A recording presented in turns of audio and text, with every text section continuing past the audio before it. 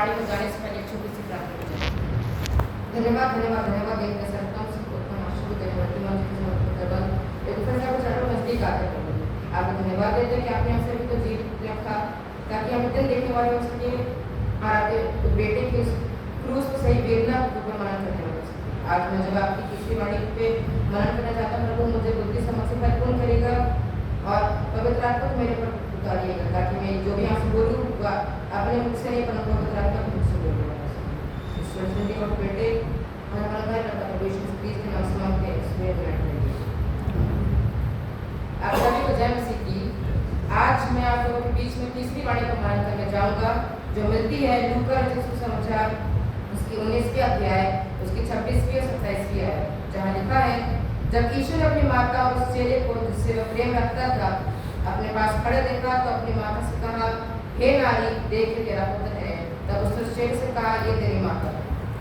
प्रथम दो वाणियों में हम देखते हैं कि जब प्रभु यीशु मसीह ने पूरी मानव जाति के लिए क्षमा याचना करी तथा उस क्षमा का उत्तर दिया, परंतु उन्होंने तीसरी वाणी में दुनिया से हटकर अपनी सांसारिक माता के ऊपर ध्यान दिया, क्योंकि वे अपने स्वर्ग जाने से पहले अपनी माता जिसने उन्हें जन्म दिया, उन्हें पाल पोस के बड़ा किया के प्रति अपनी जिम्मेदारी को पूरा करना चाहते थे। यीशु मसीह के द्वारा कही गई सातों वाणियों से सबसे ज्यादा प्रेम हमें इसी वाणी में मिलता है।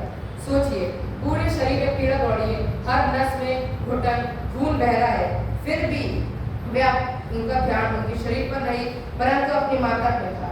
ये वाणी आज हमें 3 बातें सिखाती है। पहली बात, क्रूस पर भी जिम्मेदारी।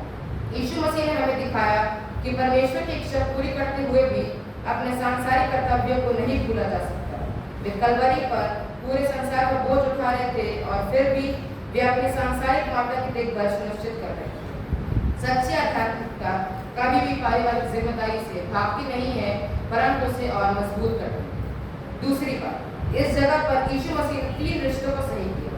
पहला, आध्यात्मिक रिश्ता, वे रिश्ता जो पाप के कारण परमेश्वर और मनुष्य के बीच में जिसने दरार और अलगाव को उत्पन्न किया था, प्रभु यीशु मसीह ने अपने बलिदान के द्वारा उस रिश्ते को भर दिया।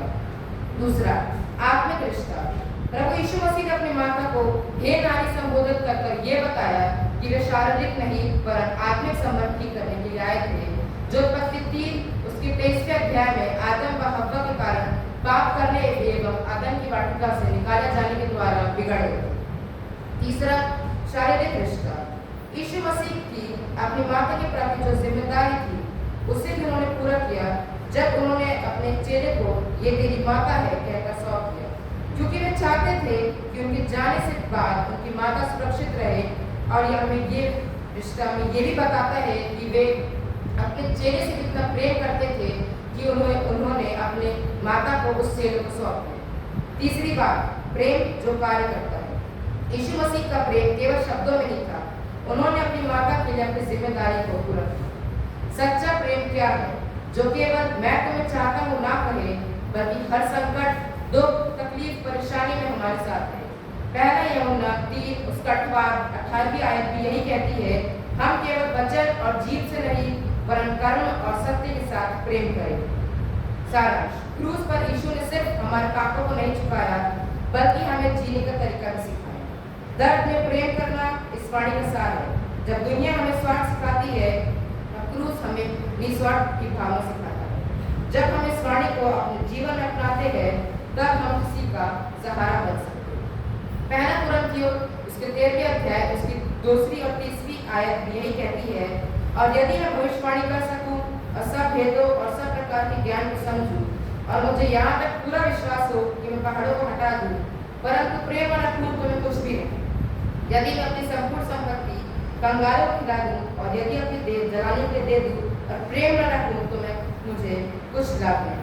क्यों हमें अपने जीवन में प्रेम की भावना को उत्पन्न करना बहुत जरूरी है, क्योंकि परमेश्वर के राज्य में प्रवेश करने के लिए हमें सबसे ज्यादा जरूरत जिस भावना की है वे प्रेम है। और हमें हर एक, चाहे हमसे छोटा हो, हमसे बड़ा हो या हमारा पड़ोसी क्यों ना हो, हमें उसके अपने समान प्रेम करना जरूरी है, चाहे हमारा शत्रु। परमेश्वर कहे इस वाणी को पढ़े उसने कहे